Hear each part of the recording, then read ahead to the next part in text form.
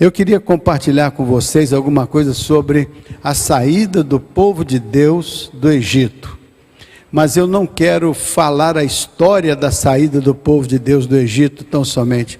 Eu quero usar aquele evento para mostrar como que Deus operou ali e como que Ele pode operar na sua vida, tirando você de um lugar onde você não gostaria de estar, onde você não sente que deve estar, e Deus tem uma forma de operar na sua vida, como operou lá no antigo Egito, libertando o seu povo daquela condição.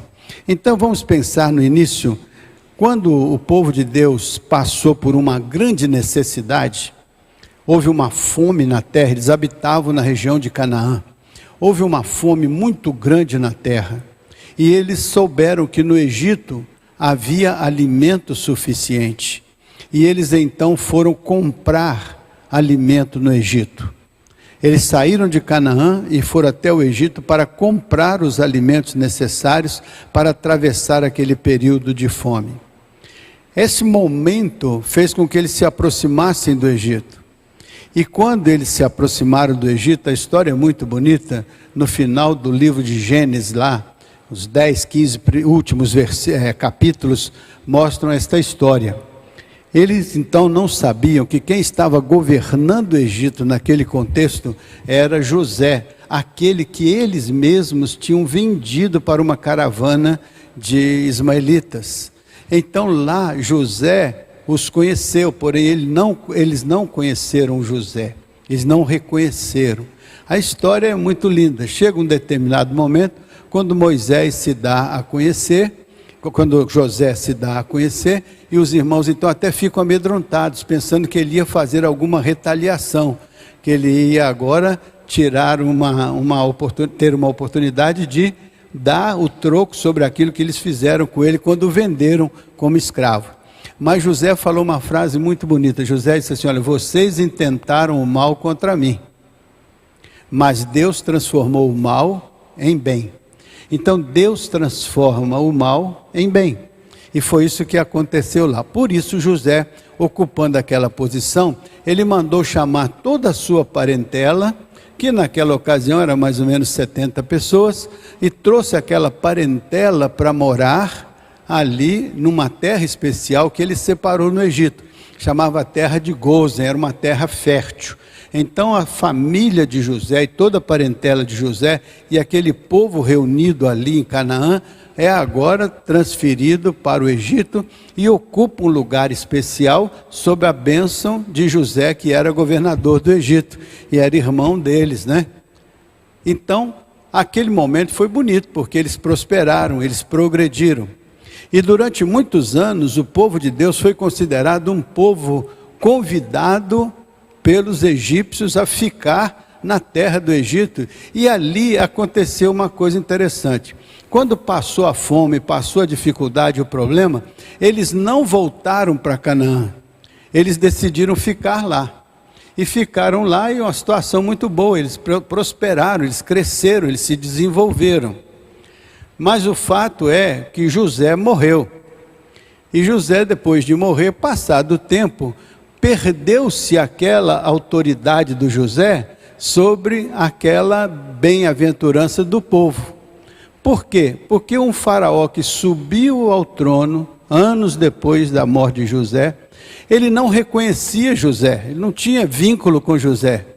E ele percebeu que aquele povo estava ali crescendo, prosperando, e então ele temeu que aquele povo pudesse ser um povo que fosse prejudicar o Egito por causa do seu crescimento, por causa do seu desenvolvimento. Era como se fosse uma nação estrangeira dentro do Egito. Então ali começou o cativeiro egípcio, porque eles deixaram de ser pessoas convidadas, pessoas que estavam ali prosperando com as suas vidas, e passaram a ser pessoas que agora trabalhavam um trabalho forçado.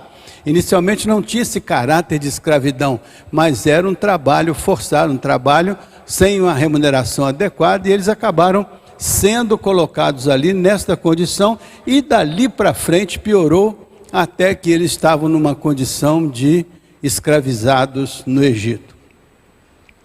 Esse tempo levou com que eles começassem a orar ao Senhor. Eles começaram a orar ao Senhor, pedir ao Senhor uma libertação por causa do sofrimento que eles estavam tendo no Egito como escravos. E a Bíblia diz que Deus ouviu as suas orações. E a Bíblia diz que Deus levantou um libertador para estar à frente de um projeto de libertação, desde a escravidão do Egito até o retorno à terra prometida, de onde eles saíram como convidados e deviam ter voltado logo que passou o problema, mas decidiram ficar ali porque se acomodaram naquela condição e ficaram por ali. Mas agora eles vão ser libertos do Egito e vão caminhar até a terra prometida sob a liderança de Moisés, que Deus havia levantado para essa finalidade.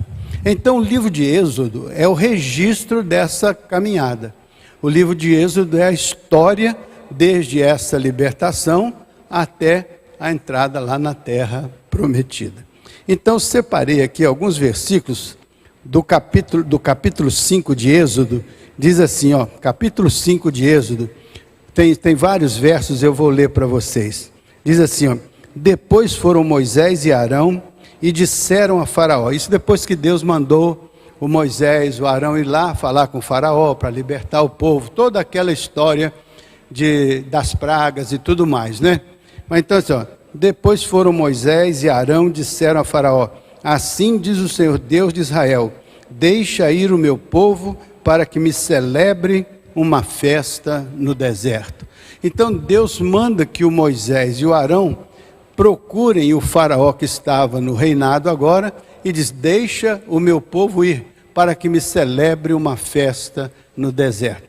Então esse é o grande momento quando Deus manda o Moisés avisar o Faraó que ele deveria liberar aquele povo, que era o povo dele, de Deus, e que estava ali escravizado. O Faraó não vai aceitar de jeito nenhum essa palavra de Deus.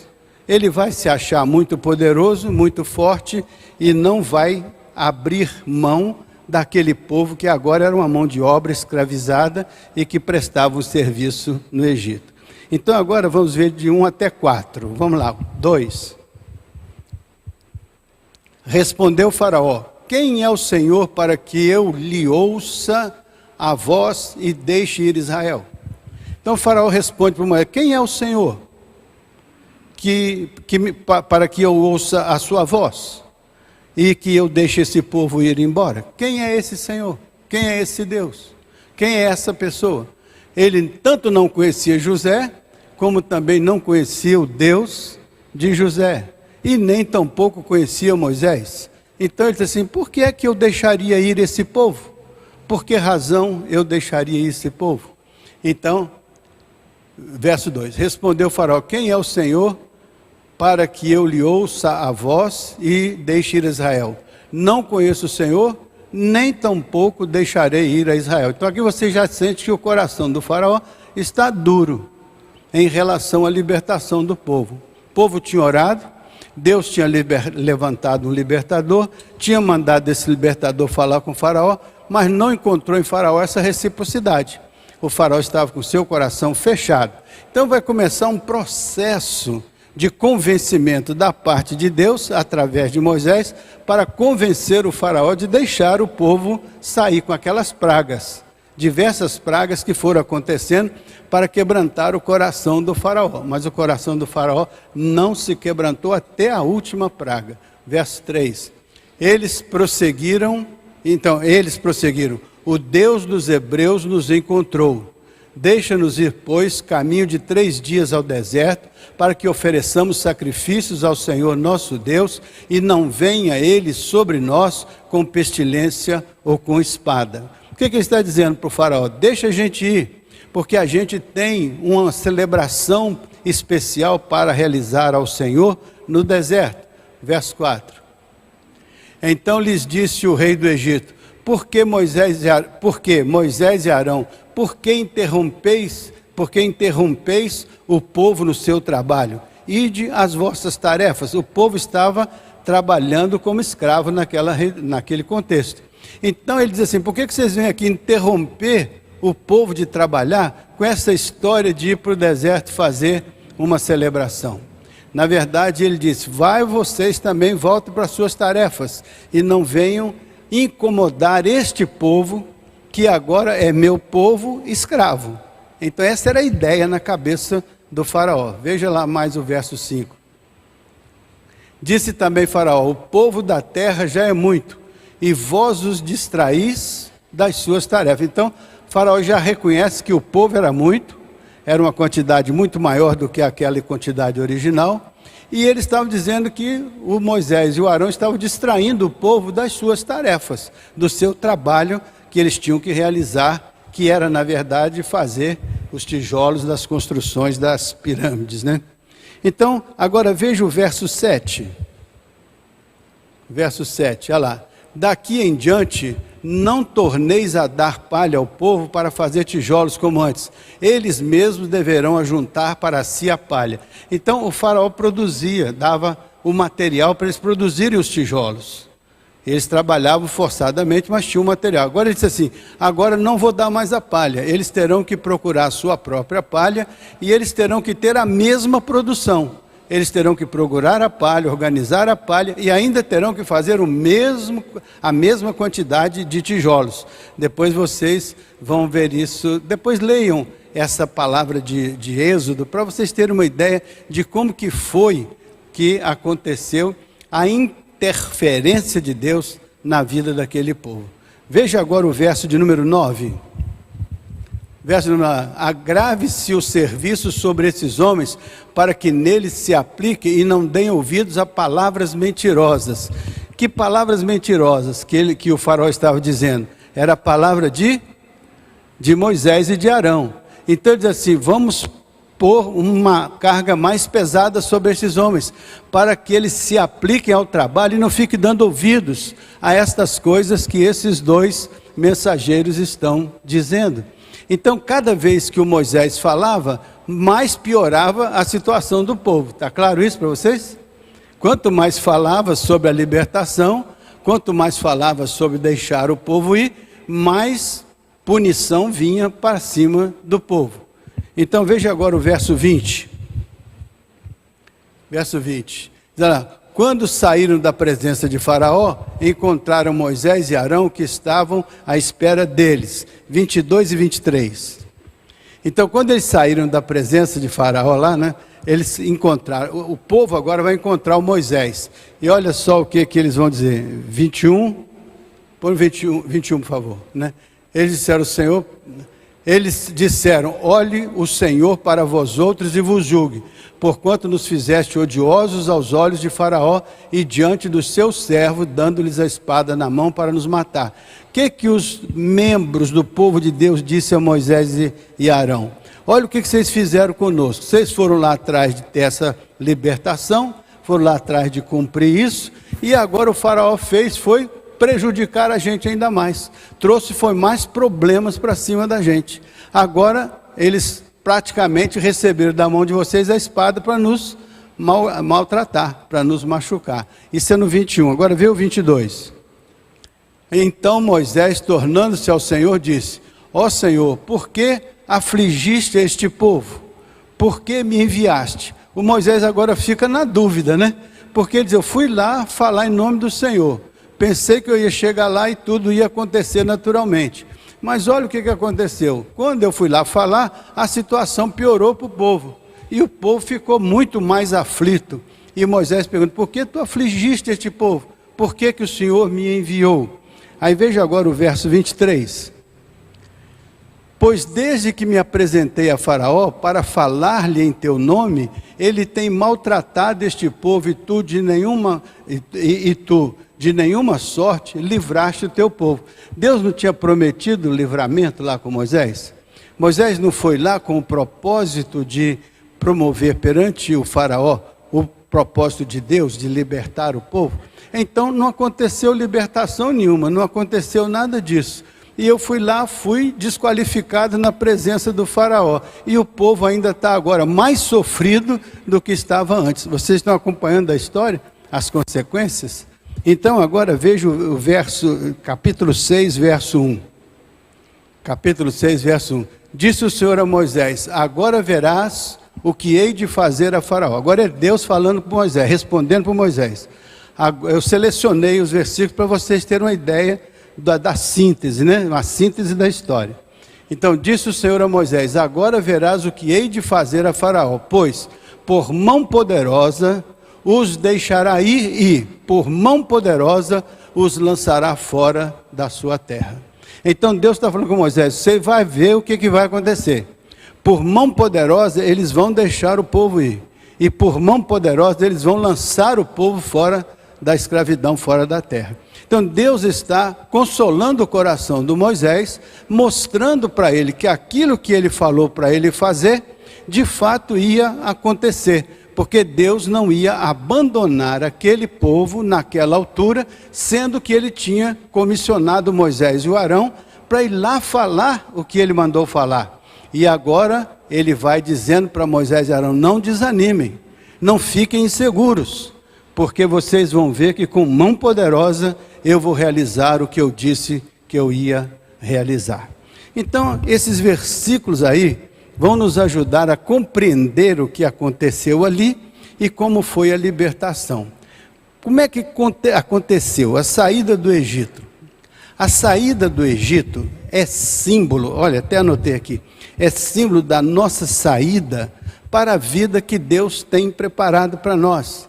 É símbolo da nossa saída de qualquer situação em que nos encontramos para uma situação que Deus tem preparado, tem escolhido e tem qualificado como resposta das nossas orações, dos nossos desejos, dos nossos sonhos, dos nossos projetos, dentro do propósito dele. Então, a saída do povo do Egito é mais ou menos simbólica em relação à saída de cada um de nós de situações das quais Deus nos arranca, das quais Deus nos liberta, das quais Deus nos tira, para produzir conosco e em nós o seu propósito e a experiência que Ele quer que cada um de nós vivamos. Então, eu vou compartilhar com vocês como é que se dá o processo do nosso aprisionamento e como que se dá o processo da nossa libertação.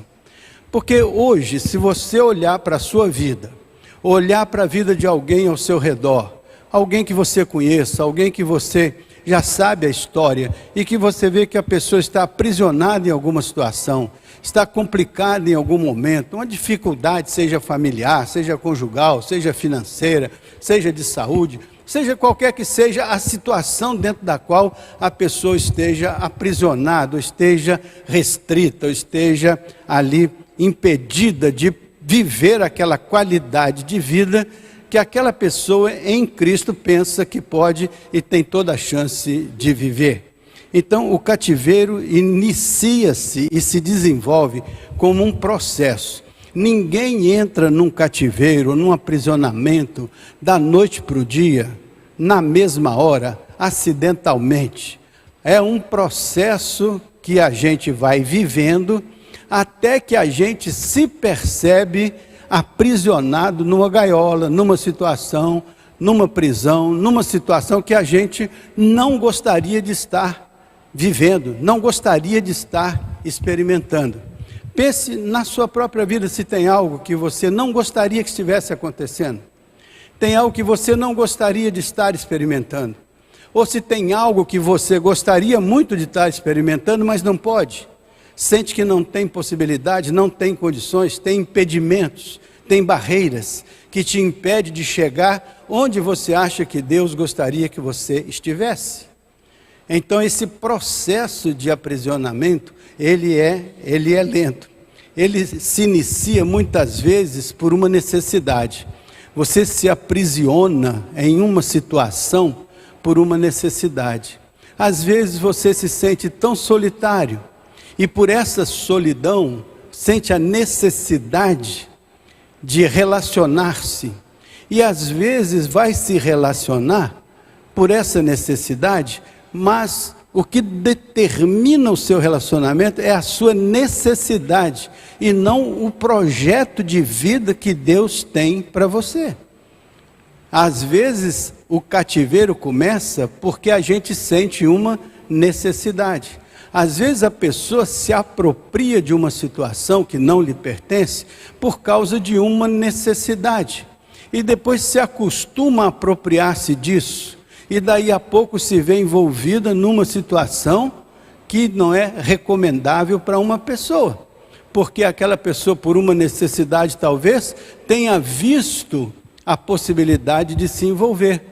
Às vezes nas drogas, a pessoa começa com uma coisa elementar, que aparentemente não vai fazer nenhum mal no entendimento daquela pessoa, mas com o passar do tempo aquele processo vai se estendendo até que a pessoa se torna dependente, e essa dependência às vezes maltrata a pessoa, e a pessoa às vezes quer sair daquilo, mas ela não consegue, porque agora ela está enraizada, enclausurada numa prisão, como o povo de Deus estava aprisionado no Egito.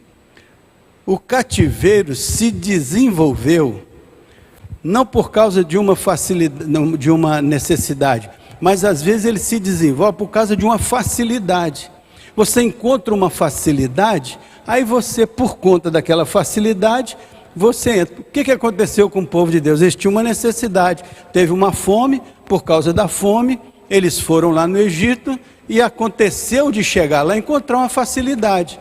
Por conta daquela facilidade, eles se tornaram habitantes lá do Egito. Não foi assim? Muitas vezes, por causa das facilidades, nós entramos em determinadas situações, e sabe o que acontece conosco depois? Nós nos acomodamos a estas situações. Nós nos acostumamos com estas situações. Foi o que aconteceu com o povo de Deus. Eles entraram lá por causa de uma necessidade, ficaram lá por causa de uma facilidade que o José arranjou para eles, e depois eles se acomodaram ali. Mesmo que o problema tivesse passado, eles não voltaram para Canaã, que era o lugar onde Deus lhes mandou ficar. Mas eles se acomodaram naquela situação. Quantas vezes nós nos acomodamos em situações que são facilitadas para nós, mas que nos distanciam do propósito de Deus, nos distanciam do plano de Deus.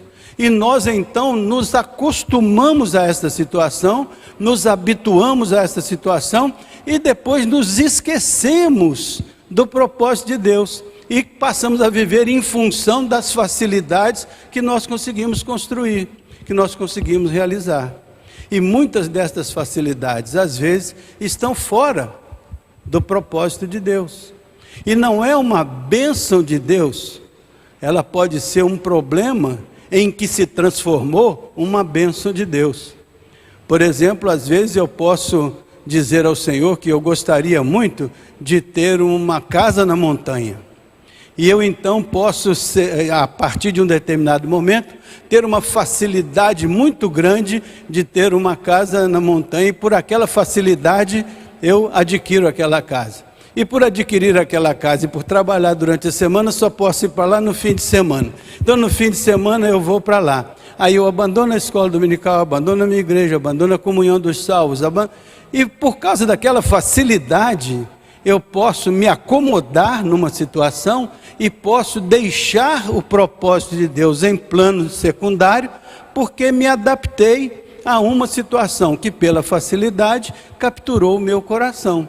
Foi isso que aconteceu com o povo de Deus. Pela facilidade, eles se acomodaram lá. Se eles não tivessem se acomodado lá, se eles tivessem saído de lá, se eles tivessem voltado para o lugar onde Deus mandou que eles ficassem, talvez eles nunca tivessem sido escravizados.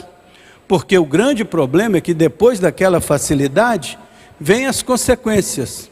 E as consequências foi que José morreu. E quando ele morreu, sobe ao trono um outro que não conhecia José. Então quem era o garantidor daquela facilidade? O garantidor era o José. O garantidor era a pessoa de José. Quem é que garante a sua facilidade? Quem é que garante a sua boa vida? Quem é que garante Quem é que garante você no dia a dia? Quem é que garante você nos caminhos que você escolhe, nas decisões que você toma? Quem é o seu garantidor? Então pode ser que o seu garantidor seja o governo, pode ser que o seu garantidor seja uma empresa, pode ser que o seu garantidor... Mas aqui, aquele povo tinha um garantidor, que era Deus. Mas eles abandonaram Deus e se valeram de outros garantidores humanos. O José, embora muito legal, embora um crente, era o garantidor. Quando ele foi, durante o tempo que ele foi o garantidor, eles viveram muito bem. Mas ele morreu. E em que mãos foram parar as garantias que José dava para aquele povo? Foram parar nas mãos de pessoas que não conheciam José e que não mantiveram as garantias daquele povo. Por isso que é muito perigoso quando nós desenvolvemos as nossas vidas e nos acomodamos em situações fora do propósito de Deus, sem ter o Senhor como garantidor dessa situação. E quando nós nos damos conta, pode ser que nós estejamos envolvidos num aprisionamento qualquer, que não tem nada a ver com Deus como garantidor, porque nós escolhemos outras garantias que não Deus com a sua boa mão em cima das nossas vidas. Não sei se está claro para vocês. Está bastante claro? Então, quem é o garantidor das nossas vidas? Por isso que a palavra diz que nós devemos buscar em primeiro lugar o reino de Deus e a sua justiça, e todas as demais coisas serão acrescentadas.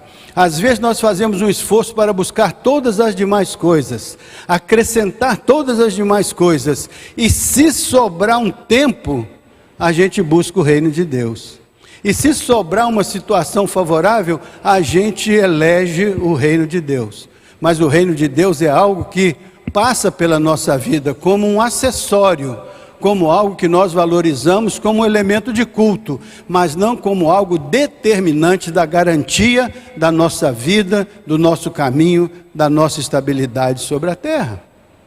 Então hoje eu quero mostrar isso para vocês, que o cativeiro se deu por uma necessidade, que todos nós temos nossas necessidades. E às vezes aparece uma facilidade, e a gente embarca naquela facilidade. E às vezes aparece um elemento garantidor daquilo, e a gente acredita e aplica a vida da gente naquilo. Mas quando a gente se dá conta, pode ser que a gente esteja com tudo isso organizado e arrumado, mas fora do propósito de Deus. Fora da aprovação de Deus. Fora deste momento quando Deus está em primeiro lugar, deveria estar em primeiro lugar. E Ele às vezes vai ocupar um lugar periférico. Se tiver tempo, eu deixo de ir para a minha casa de praia para me dedicar com os meus irmãos a promover o reino de Deus como igreja e como comunidade. Então é muito importante a gente ter essa percepção, qual que é a nossa acomodação no mundo em que nós vivemos. Como é que é o nosso estilo de vida? Como é que é a nossa maneira de ser? E de que maneira Deus está presente nessa nossa maneira de ser? Que lugar Ele ocupa na nossa construção cotidiana? Porque pode ser que o garantidor da nossa vida não seja o Deus poderoso da criação. E por isso mesmo podemos nos surpreender ao passar do tempo, quando morre o Moisés, o José, supostamente o garantidor, que não é eterno e que nem tem a condição de Deus. O que aconteceu então? Quando isso tudo acontece, quando morre aquela pessoa, as consequências vêm, vira a página. E o que era aparentemente uma coisa muito boa, virou uma coisa muito ruim. Aquilo que eu fazia, seja lá por conta de ter me envolvido numa situação adversa, numa aventura descompensada, às vezes financeiramente, às vezes numa transação escusa, às vezes num relacionamento errado, às vezes numa transação fraudulenta, tudo que parecia uma oportunidade, tudo que parecia uma facilidade, pode ser que mais tarde isso se torne um aprisionamento, se torne de consequências que podem trazer sobre a vida daquele que viu inicialmente uma facilidade, mas agora tem as consequências porque o garantidor morreu. Por isso que é importante que o garantidor das nossas vidas seja Deus, que não morre jamais. Seja Deus em cujas mãos está o mundo. e aqueles que nele habitam. O nosso garantidor da vida, o nosso garantidor das nossas conquistas, o garantidor dos nossos passos sobre a terra, aquele que garante, aquele que abre e ninguém fecha, fecha e ninguém abre, esse exclusivamente é o Senhor. Ele é o Deus poderoso da criação e devemos elegê-lo como garantidor das nossas vidas, dos nossos caminhos, das nossas escolhas, das nossas decisões. Porque se Ele está no controle, então a verdade é que abre e ninguém fecha. É o alfa, é o ômega, é o princípio, é o fim, e com Ele nós caminhamos com toda segurança, porque Ele é aquele que está na liderança das nossas vidas. Quando José morre e o outro assume, então começa a haver a agonia do cativeiro. E muitas vezes nós já estivemos numa situação muito abençoada, já estivemos numa situação muito feliz, até louvávamos a Deus na nossa comunidade, e depois passam os tempos, as situações mudam, os garantidores desaparecem, e surge aquele momento quando você está sofrendo a angústia, a dificuldade. Às vezes é uma situação conjugal, às vezes é uma doença, às vezes é não importa o que seja, importa que você esteja desamparado naquela situação onde você perde a condição de facilidade e agora você está enfrentando a condição de dificuldade. É nesse momento que você vai fazer aquela oração que o povo de Deus fez. Senhor, lembra-te de nós, que somos o teu povo e estamos hoje nesse cativeiro. Quantas vezes nós vamos orar do meio do nosso cativeiro, do meio da nossa rebeldia, do meio da nossa desobediência, do meio de qualquer que seja a situação, nós vamos orar exatamente como o povo de Israel, orar tempos e tempos, pedindo ao Senhor uma intervenção, uma libertação, uma transformação daquela situação que nós não gostaríamos de estar vivendo e infelizmente estamos vivendo. Então, ali nós temos duas situações para considerar. A primeira delas é que nós podemos estar vivendo esta situação e não sabemos como sair dela, e não sabemos como administrá-la, e ela está espetando a nossa vida, trazendo dor à nossa vida, trazendo angústia à nossa vida. E então hoje a palavra nos diz que nós devemos orar ao Senhor, pedir ao Senhor a sua bênção e a sua direção, pedir ao Senhor a sua libertação para aquilo que nos oprime, nos maltrata, nos magoa, para aquela situação que traz para sobre nós uma sensação ruim ou uma sensação difícil. E então Deus ouve a nossa oração, Deus ouve aquilo que maltrata o seu coração como forma de oração que você fez a Ele. Alguma coisa que você quer vencer, alguma coisa que você quer superar, alguma coisa da qual você quer se livrar, alguma coisa que traz para você um sentimento de menos-valia, aquela impossibilidade que você vê, tudo que você pensa, quer e deseja, é um projeto bem sucedido, mas nada se alavanca, nada vai para frente, nada funciona, nada acontece. Então você fica pensando o que está acontecendo, e você então ora ao Senhor, como aquele povo orou, e diz assim: Senhor, tem misericórdia de mim, olha para a minha vida, olha para essa área da minha vida, olha para esta área do meu coração, dos meus sentimentos, das minhas emoções, da minha família, do meu trabalho, olha para essa área da minha vida que parece tão difícil, que parece tão impossível de ser superada, que parece tão difícil de ser administrada. Senhor, olha para mim, tem misericórdia de mim. E aí a Bíblia diz que o Senhor, ouvindo a oração do seu povo, chamou Moisés. Moisés era a sua palavra, e diz: vai lá, Moisés, e fala em meu nome. Ou seja, a palavra de Deus que chega ao coração daquele faraó e que vai tentar convencê-lo para quebrar as cadeias, mas mais do que convencê-lo para quebrar as cadeias, está a palavra de Deus que quebra as cadeias, está a palavra de Deus que altera o cenário, está a palavra de Deus que, independente do faraó querer ou não querer, ele vai tirar o povo dali. Então não há cadeias que te prendam quando Deus decide te libertar, não há cadeias que prendam você quando Ele decide te tirar dali, porque Ele está agora agindo, não porque Ele depende da força ou da boa vontade do faraó, mas Ele depende de responder às orações que você vai fazer, e Ele sabe que vai decidir sobre a sua vida, qual vai ser a libertação que Ele vai dar, como Ele vai dar, de que maneira Ele vai dar, e o faraó não vai nem ter como impedir que Ele haja e faça isso na sua vida, porque foi assim que aconteceu lá. E então Deus liberta aquele povo da angústia de onde aquele povo estava, da amarração que estava na vida daquele povo. Sua vida está amarrada em algum negócio? Está frustrada em alguma coisa? Está impedida em alguma coisa? Então você está vendo na história da palavra que um povo no passado orou e Deus providenciou uma libertação especial através da sua palavra viva, que através de Moisés chega lá e declara aquela palavra para o coração daquele faraó. E o faraó não queria de modo nenhum, mas Deus disse: eu vou tratar dele, eu vou fazer com que ele mude de ideia. E foi o que Deus fez. Deus faz com que aquilo que te oprime saia do meio do caminho. Foi assim que ele fez com o faraó. Aquilo que oprimia o povo saiu do meio do caminho, foi removido. E sabe uma coisa que Deus mandou fazer? Isso aqui para encerrar. Deus mandou que eles saíssem de lá com todo o ouro que eles pudessem levar e toda a prata. Ele saiu com todo o ouro e com toda a prata. Mas sabe o que aquele povo fez com o ouro e com a prata? Eles fizeram um bezerro no meio do deserto.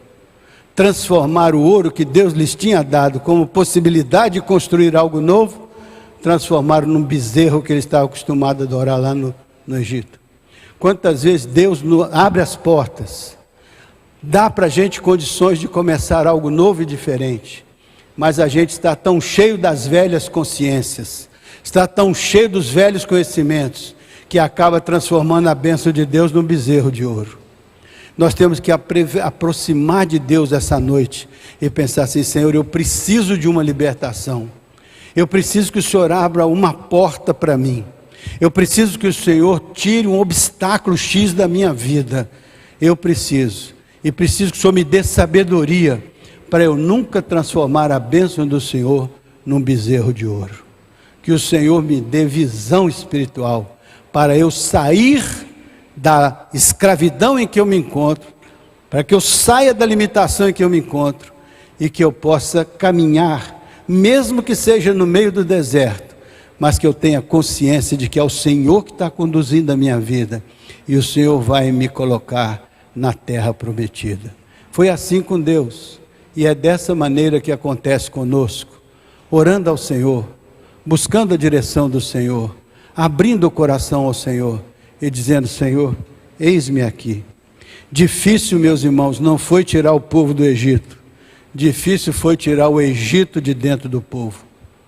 A grande dificuldade de Deus não era tirar o povo do Egito, era tirar o Egito de dentro do povo. É a mesma coisa hoje. Deus nos tira de situações as mais perigosas e complicadas, mas Ele não consegue tirar o mundo de dentro de nós. O mundo continua sendo a nossa escolha, as coisas carnais continuam sendo as nossas escolhas. Por mais que Ele queira colocar o Espírito dEle dentro de nós, ainda preferimos escolher as coisas segundo os nossos limitados interesses e desejos. E aí muitas vezes metemos os pés pelas mãos, mesmo que Deus venha nos abençoando e nos tirando de enrascadas e de problemas e de maior dificuldade. Mas aprendamos nesta noite que toda vez que o Senhor nos der uma bênção de libertação, não vamos transformar as bênçãos de Deus em bezerros de ouro no meio do deserto. Vamos transformar as bênçãos de Deus em ação de graças e celebração de louvor a Deus, né?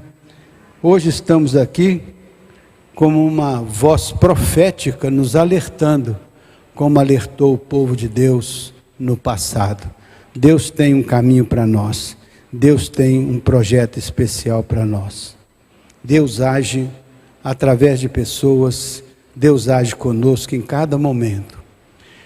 Por isso eu digo para vocês, não há ferrolhos, nem trancas, nem travas, nem portas que impeçam a voz de Deus de agir. Não há nada que Deus não possa fazer, acima e além das circunstâncias dentro das quais nós nos encontramos. Não há nada que Deus não possa fazer. Deus está acima de todas estas coisas. E eu quero que você cante esse hino com o seu coração. Quero que você fique de pé, que você acredite que Deus hoje pode abrir uma porta para você. Não é apenas te tirar de uma situação de escravidão, de luta, de doença ou de problema, mas é te colocar numa situação de vitória, numa situação de bênção, numa situação de prosperidade espiritual, prosperidade material, porque a grande visão de Deus a seu respeito é que Ele te criou para você ser a coroa da criação, e Ele disse que você devia dominar e gerenciar toda a criação. Você foi criado para ser um gestor vitorioso, abençoado. Portanto, não deixe que a sua vida fique empancada em qualquer lugar que possa limitá-la. Abra o seu coração esta noite e diga: não há nada que possa impedir a Deus de abrir uma porta especial para mim. E receba essa porta especial aberta pelo Senhor na noite desse dia. Nós estamos diante dessa palavra desafiadora que Deus quer nos tirar de qualquer forma de escravidão, qualquer forma de cativeiro, qualquer coisa que impeça a gente de ser feliz. Eu quero pedir a você hoje, se você sente no seu coração e você quer colocar a sua vida diante do altar de Deus, se você quer fazer deste hino seu hino de vitória, você pode deixar o seu lugar e pode vir aqui à frente. Se você quer, eu quero ser membro dessa igreja, estou desviado, quero me reconciliar, quero me colocar no altar, quero ser uma bênção nas mãos de Deus, quero reconsagrar minha vida, estou sendo chamado para o trabalho de Deus.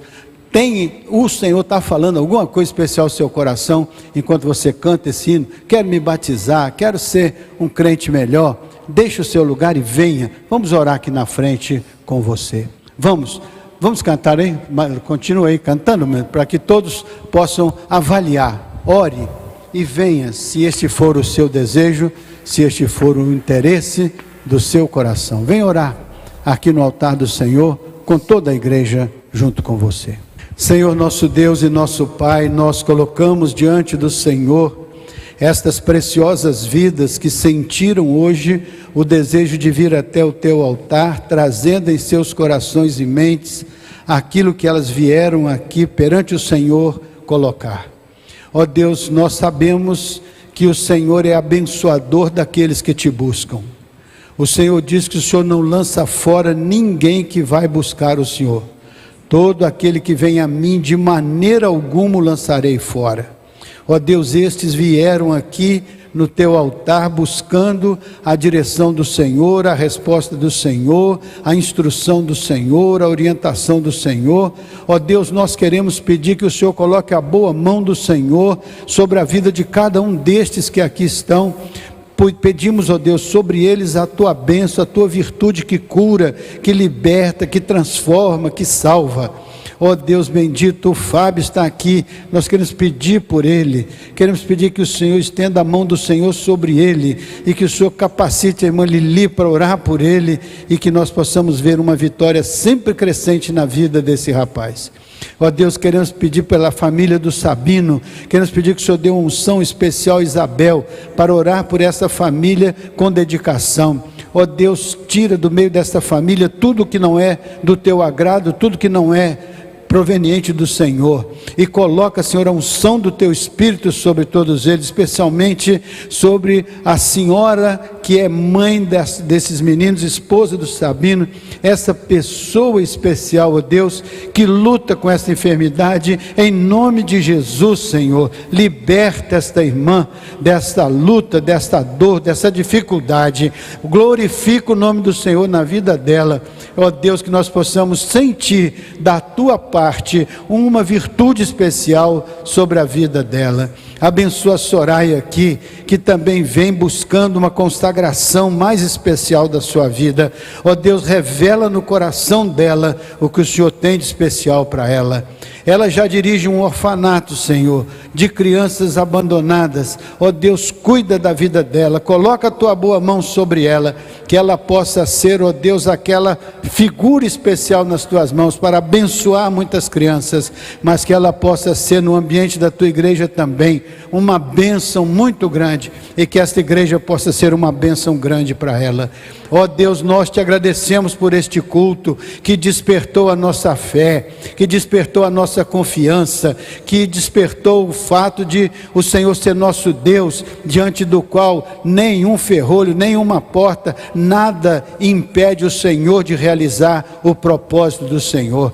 Então, Senhor, olha para nós, para a nossa vida, sonda os nossos corações e fala conosco, Senhor, de maneira que nós possamos sempre responder com os nossos corações e mentes ao que o Senhor tem para nós como propósito, como desafio.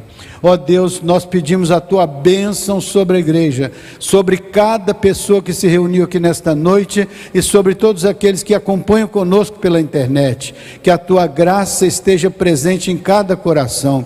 Abençoa o nosso ministro de música, coloca a tua boa mão sobre ele na condução do louvor, que seja agradável ao Senhor. Coloca a boa mão do Senhor sobre todos esses cantores e todos aqueles outros que virão ainda. Ó Deus, que essa igreja seja uma igreja muito identificada com o louvor do teu nome, e que esse louvor seja sempre santo, puro e agradável aos teus santos olhos. Ó Deus, abençoa o pregador, que ele sempre seja comunicador da tua vontade, do teu propósito, da tua palavra. Ó Deus, esconde-o sempre atrás da cruz de Cristo. É a nossa oração, pedindo que a graça de Jesus Cristo, o amor de Deus, o nosso Pai, a comunhão e toda a consolação do Espírito Santo desça sobre nós e guarde as nossas vidas e nos dê uma semana vitoriosa e abençoada. É a nossa oração em nome de Jesus. Amém, meus irmãos. Amém.